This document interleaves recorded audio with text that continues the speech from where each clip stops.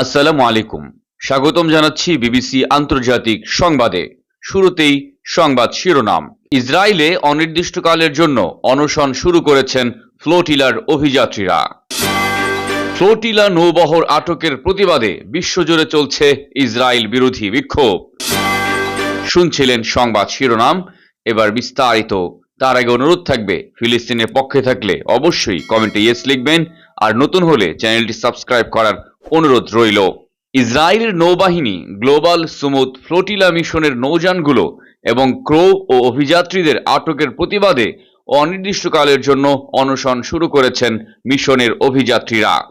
ফিলিস্তিনের যুদ্ধবিধ্বস্ত গাজার বাসিন্দাদের জন্য খাদ্য ওষুধ নিয়ে গত 31শে আগস্ট স্পেনের বন্দর থেকে গাজার উপকূলের দিকে যাত্রা শুরু করেছিল গ্লোবাল সুমুদ ফ্লোটিলা নৌবহর।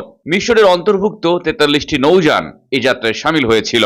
সুইডেনের নাগরিক এবং আন্তর্জাতিক পরিবেশ আন্দোলনকর্মী গ্রেটা থুনবার্গ, দক্ষিণ আফ্রিকার বর্ণবাদ বিরোধী নেতা ও সাবেক প্রেসিডেন্ট নেলসন ম্যান্ডেলার নাতি সহ 44টি দেশের 500 জন নাগরিক ছিলেন এই মিশনে। এই নাগরিকদের কেউ পার্লামেন্টারিয়ান, কেউ আইনজীবী, কেউ রাজনৈতিক আন্দোলনকর্মী এবং কেউ বা স্বেচ্ছাসেবী। কিন্তু গাজার জলসীমার কাছাকাছি যাওয়ার পরপরই সবগুলো নৌযান আটক করে ইসরায়েলের নৌবাহিনী। ফিলিস্তিনের গাজা অভিমুখে যাত্রা করা ত্রাণবাহী নৌবহর গ্লোবাল সুমুদ ফ্লোটিলার সবকটি নৌযান আটকের ঘটনায় বিশ্বজুড়ে ব্যাপক নিন্দা জানানো হয়েছে।